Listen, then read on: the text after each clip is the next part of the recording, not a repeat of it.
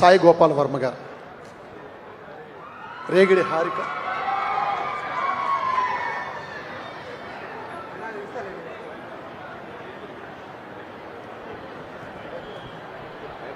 బంగారు కుటుంబం,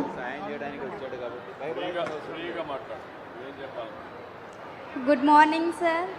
నా పేరు హారిక సార్. నేను బీఎస్సీ కంప్యూటర్ సైన్స్ చదువుతున్నాను. మా సిస్టర్ పేరు అఖిల సార్, బీఎస్సీ కంప్యూటర్ సైన్స్ చదువుతుంది, సెకండ్ ఇయర్. మా పేరెంట్స్ ఇద్దరు చనిపోయారు సార్. మా అమ్మ ఆశా వర్కర్గా చేసేవారు, చనిపోయారు. ఇప్పుడు మమ్మల్ని మా బాబాయ్ వాళ్ళు తాతయ్య వాళ్ళు చూసుకుంటున్నారు.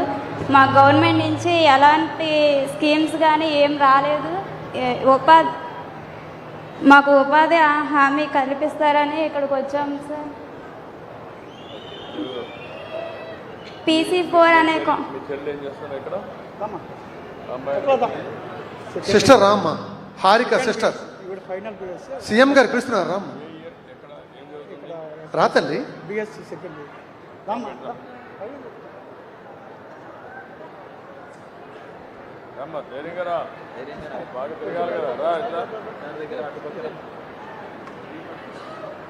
నువ్వేం చదువుతున్నామా?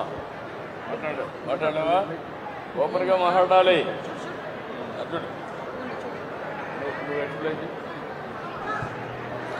వర్మ గారు. ధన్యవాదాలు సార్. నేను బేసిక్గా వ్యవసాయదారుణ్ణి, సోషల్ వర్కర్గా కూడా పనిచేస్తున్నాను.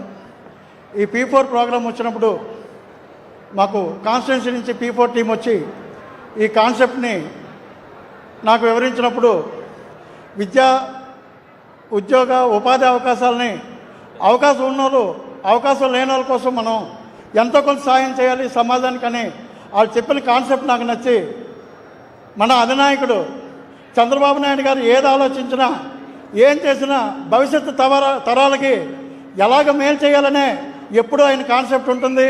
అది కనెక్ట్ అయింది నాకు.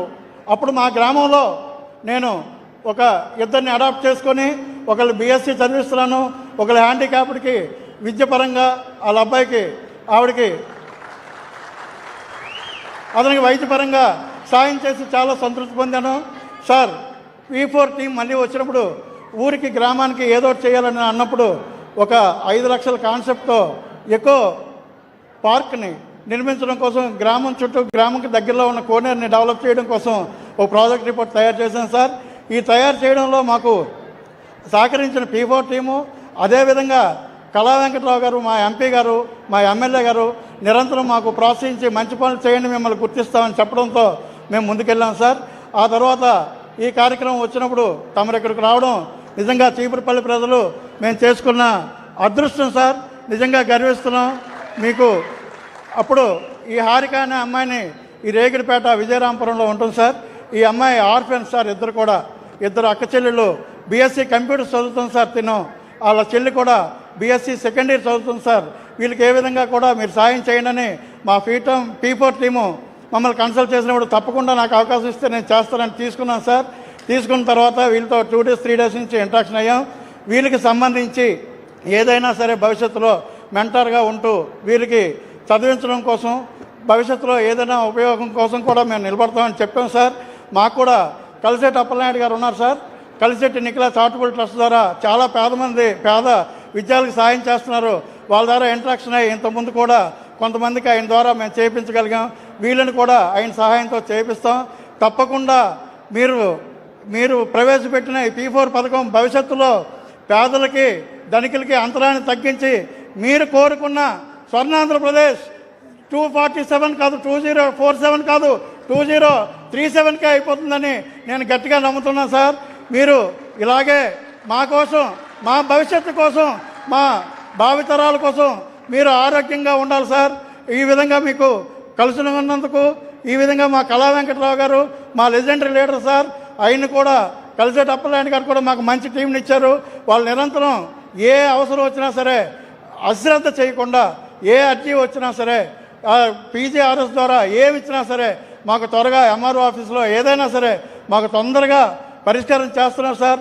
మీరు ప్రవేశపెట్టిన ఈ ఉత్తమమైన విధానాలు ఇలాగే కొనసాగాలి. మన ఆంధ్రప్రదేశ్ స్వర్ణాంధ్రప్రదేశ్గా త్వరలోనే చూడాలి. మన భావితరాలు కూడా గొప్పగా అభివృద్ధి చెందాలని కోరుకుంటూ ధన్యవాదాలు సార్, పాదాభివందనాలు సార్. ఒకసారి హారిక, నువ్వేంటమ్మా మీ నాన్న అమ్మ ఎట్లా చనిపోయారు? హెల్త్ విషయంలో అమ్మా. ఎప్పుడమ్మా ఎప్పుడు చనిపోయారు? మా నాన్న నాకు 3 years ఉన్నప్పుడు చనిపోయారు. 3.5 years. 3.5 years చనిపోయింది. ఇన్ని రోజులు నిన్ను ఎవరు చూసుకున్నారు? తాతయ్య వాళ్ళు తీసుకున్నారు. తాతయ్య వాళ్ళు చూసుకున్నారు. పొలాలు ఏమైనా ఉన్నాయా? ఇల్లు ఒకటే ఉంది. ఇల్లు ఒకటే ఉంది, పొలం కూడా లేదు. ఇప్పుడు నువ్వేం కావాలనుకుంటున్నావు?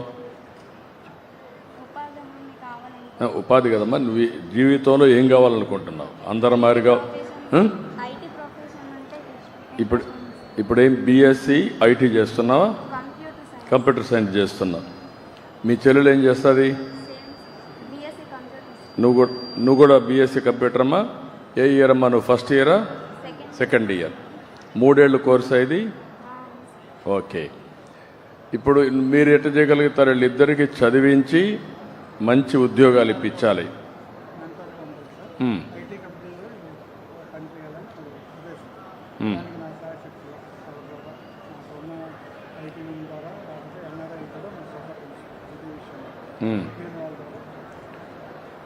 ఓకే. ఇప్పుడు ఈ పిల్లలను చూశారు. తల్లిదండ్రులు చిన్నప్పుడే చనిపోవడం, వాళ్ళ తాత అమ్మమ్మ దగ్గరనో నాన్నమ్మ దగ్గర ఉండడం, అక్కడి నుంచి ఆ పిల్లలిద్దరినీ ఒకే ఇల్లు ఒకటే ఉంది, ఎలాంటి ఆస్తి కూడా లేకుండా ఇద్దరు పిల్లలు చదువుకునే పరిస్థితికి వచ్చారు. వాళ్ళకు కూడా ఒక ఆశ, ఒక కోరిక, మేము కూడా బాగా చదువుకోవాలి, బీఎస్సీ కంప్యూటర్ చేయాలి, తర్వాత ఐటీలో ప్రావీణ్యత రావాలి, ఇక్కడే విశాఖపట్నంలో వచ్చే ఐటీ కంపెనీల్లో మేము కూడా పనిచేయాలని హారిక కానీ వాళ్ళ చెల్లెలు కానీ ఒక కోరికతో ఉన్నారు. అందుకే నేను P4 తీసుకొచ్చా. ఇలాంటి వాళ్ళు రాష్ట్రం అంతా కూడా చాలామంది ఉన్నారు. అందుకే ఇప్పుడు ఎవరైతే మెంటర్గా ఉండే సాయిరాజు గారు వాళ్ళిద్దరినీ బాగా చదివించే బాధ్యత, వారికి ఉద్యోగం వచ్చే వరకు అండగా ఉండే బాధ్యత తీసుకున్నారు. వాళ్ళని మనస్ఫూర్తిగా అభినందిస్తున్నా. ధన్యవాదాలు. ఇది ఒక నూతనమైన కాన్సెప్ట్ నేను తీసుకున్నాను. ఒకప్పుడు జన్మభూమి పెట్టాను. జన్మభూమి పెట్టి ప్రపంచంలో ఉండే తెలుగు వాళ్ళందరినీ రమ్మని మీ గ్రామం పిలుస్తూ ఉంది. రండి, మీకు జన్మనిచ్చిన ఈ గ్రామానికి మీరు సేవ చేయమని చెప్తే చాలామంది వచ్చారు. చెరువులు దువ్వారు, రోడ్లు వేశారు, స్కూల్స్ కట్టారు, హాస్పిటల్స్ కట్టి ఆ రోజు ఒక స్ఫూర్తిని చూపించారు. ఇప్పుడు నేను ఆలోచించింది, మనతో పుట్టిన వాళ్ళు కొంతమంది ఇబ్బందుల్లో ఉన్నారు. ఈ పిల్లల్ని మీరు చూశారు. నేను ఈరోజు సూపర్ 6 తీసుకొచ్చాను. అనేక సంక్షేమ కార్యక్రమాలు పెట్టాం. అందరికీ న్యాయం చేయాలనుకుంటున్నాం. అయినప్పటికీ కూడా ఇలాంటి పిల్లలు మీరు చూస్తే వీళ్ళు దాంట్లో ఆ స్కీమ్లో పెన్షన్లు రారు. తల్లికి వందనంలో కూడా బీఎస్సీకి వచ్చారు కాబట్టి తల్లికి వందనం రారు. అంటే ఆ స్కీములు కూడా వర్తించవు. కానీ పేద కుటుంబం. అలాంటి వారందరికీ న్యాయం చేయడం కోసం ఆర్థిక అసమానతలు తగ్గించడానికి అందరికీ పిలిపించా. దేవుడు మిమ్మల్ని చల్లగా చూశాడు. అదే మరి ఇంకా భవిష్యత్తులో కూడా మిమ్మల్ని చల్లగా చూడాలంటే నీతో పుట్టిన వాళ్ళు నీ సహాయం కోరుతున్నారు. అలాంటి వారికి అండగా ఉండాలని పిలిపిస్తే 10 లక్షల కుటుంబాలని 1 లక్ష మంది దత్తత తీసుకుని మేము అండగా ఉంటామని ముందుకొచ్చారు. దీనికి మనస్ఫూర్తిగా అభినందిస్తున్నా, ధన్యవాదాలు తెలియజేసుకుంటున్నా. ఆ కాన్సెప్ట్లో కూడా మీరు ఆలోచించాల్సింది 20% సమాజంలో అట్టడుగునున్నారు. 10% సమాజంలో పైకి వచ్చారు. ఒక్కొక్కరు ఒకరికి కానీ ఇద్దరికి కానీ ఇంకా ఎక్కువ మందికి సహాయం చేయగలిగితే వాళ్ళు కూడా బాగా చదువుకుంటే ప్రయోజకులైతే వాళ్ళు కూడా రేపు మార్గదర్శులు అయిపోయి వాళ్ళు 10 కుటుంబాలకు సహాయం చేసే పరిస్థితి వస్తుంది. నేను ఇది ఒక వినూత్నమైన కార్యక్రమం తీసుకున్నా. ఇంతవరకు భారతదేశంలో ఒకప్పుడు మీరు చూస్తే రోడ్లన్నీ పీపీపీ మోడల్లో వేస్తాం. ఎయిర్పోర్ట్లు కడుతున్నాం. ఇప్పుడు భోగాపురం ఎయిర్పోర్ట్ వస్తూ ఉంది. మనం భూమి ఇచ్చాం. జిఎంఆర్ వచ్చి ఈ ప్రాంతం వ్యక్తి వచ్చి ఆయన మొత్తం అక్కడ ఎయిర్పోర్ట్ కట్టే పరిస్థితికి వచ్చాడు, లోన్ తీసుకొచ్చి. అంటే దానివల్ల ఆయనకు ఆదాయం వస్తుంది, లోన్ రీపే చేస్తాడు. నేను ఇప్పుడు ఆలోచించింది, మీరు బాగుపడ్డారు, మీ బాధ్యత కూడా ఉంది. నీ శక్తిని బట్టి ఒక 500-1000 కుటుంబాలు తీసుకుని వాళ్ళని కూడా అన్ని విధాలా పైకి తీసుకొచ్చే బాధ్యత వాళ్ళు తీసుకోవాలని చెప్పి కోరాను. ఇది జరిగితే చరిత్ర తిరగరాసే చరిత్ర తెలుగుదేశం పార్టీకి వస్తుంది, ఎన్డీఏకి వస్తుందని చెప్పి కూడా నేను మీకు తెలియజేస్తున్నా. ఇది ఒక వినూత్నమైన కార్యక్రమం. ఆ పిల్లలకు దారి తెలియదు. వాళ్ళ అమ్మ నాన్న వాళ్ళ తాత నాన్నమ్మ ఉన్నారు, కానీ వాళ్ళకు కూడా ఏం తెలియదు ఆ వయసులో.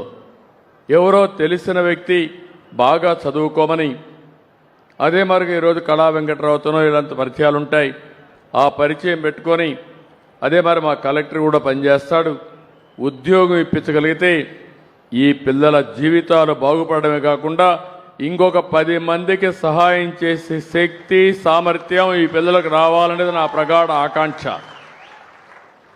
అందుకే ఇప్పుడు ఈ కార్యక్రమాన్ని మనస్ఫూర్తిగా స్వాగతం పలుకుతూ మరొకసారి ఇద్దరికి కూడా అమ్మా నాన్న లేదు, ఒక ఇల్లు మాత్రం ఉంది, ఇద్దరికి ఒక పని చేస్తాను. ఎందుకంటే మళ్ళా ఆయన సహాయం చేసి జీవితంలో స్థిరపడిన కొద్దిగా వెసులుబాటు ఉండాలని ఒక్కొక్కరికి 3 లక్షల రూపాయలు ఫిక్స్డ్ డిపాజిట్ వేసి రేపు ఏదైనా అవసరమైతే జీవితంలో స్థిరపడడానికి ఆ డబ్బులు ఉపయోగించుకున్నట్టుగా ఇద్దరి పిల్లలకు అండగా ఉంటానని చెప్పి మీ అందరికీ తెలియజేస్తున్నా. Thank you. ఓకే అమ్మా, బాగా చదువుకుంటావా? మీ చెల్లెలు కూడా బాగా చెప్తావా? చెప్పు, అందరికీ చెప్పు. అందరికీ ఒక మాట చెప్పు, నువ్వు నేను బాగా పైకి వస్తానని చెప్పు. నీవు ఈ ఊర్లో ఉంటాగా నిన్ను చూస్తారు వాళ్ళు రేపటి నుంచి. నీలో ఒక సంకల్పం రావాలి, ఒక పట్టుదల రావాలి. నువ్వు మీ చెల్లెల కంటే పెద్దదానివి, పెద్దదానైనప్పుడు బాధ్యత తీసుకోవాలి. ఆ అమ్మాయికి కూడా గైడ్ చేసి ఇద్దరు జీవితంలో బాగా సెటిల్ అవ్వాలని ఒక సంకల్పం తీసుకుని నీకు ఏ ప్రాబ్లం ఉన్నా కలెక్టర్ని గలవు. అదే మరిగా రాజుగారు ఉన్నారు, నీకు అన్నీ చేస్తారు, పైకి రావాలి. ఆ మాట చెప్పి వస్తానని చెప్పు, పైకి బాగా కష్టపడతాను. నేను బాగా చదువుకొని మంచి జాబ్ తెచ్చుకొని మా చెల్లిని బాగా చూసుకుంటాను. మీ చెల్లెలు చూసుకోవాలి, మీ తాతని మీ నాన్నమ్మని కూడా చూసుకోవాలి. మళ్ళీ మర్చిపోవద్దు ముసలాళ్ళని. ఓకే, చూసుకుంటావా? నమ్మకమేనా?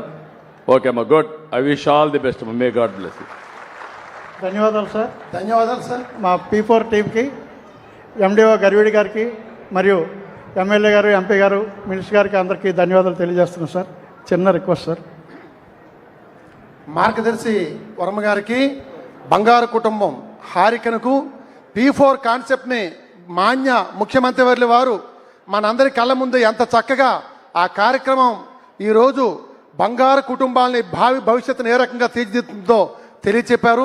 గౌరవ ముఖ్యమంత్రి వారికి ధన్యవాదాలు తెలియజేస్తూ, ఎవరి యొక్క సందేశం కోసం అయితే మనం ఇంతవరకు ఎదురు చూస్తున్నామో 5.5 కోట్ల ఆంధ్ర ప్రజల యశస్సే ధ్యేయంగా 7 పదుల వయస్సులో ఆంధ్ర రాష్ట్ర అభ్యున్నత కోసం పరిశ్రమిస్తూ పరిభ్రమిస్తూ స్వర్ణాంధ్రప్రదేశ్ సాకారమే లక్ష్యంగా, ఆరోగ్య ఆంధ్రప్రదేశ్ సాకారమే లక్ష్యంగా పనిచేస్తున్నటువంటి మాన్య ముఖ్యమంత్రి వర్యులు శ్రీ నారా చంద్రబాబు నాయుడు గారిని వారి యొక్క అమృతులమైన సందేశాన్ని అందించవలసిందిగా కోరుకుంటూ, ఎవరి యొక్క సందేశం కోసమైతే మనం ఎదురు చూస్తున్నామో ఆ మధుర క్షణాలు సాకారం కాబోతున్నాయి. అయ్యా వర్మ గారు,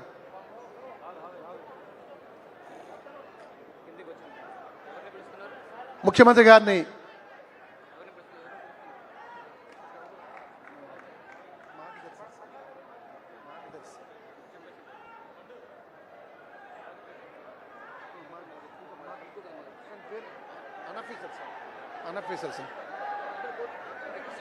దయచేసి ఎవరి యొక్క గొప్పదైనటువంటి సందేశంలో పేదల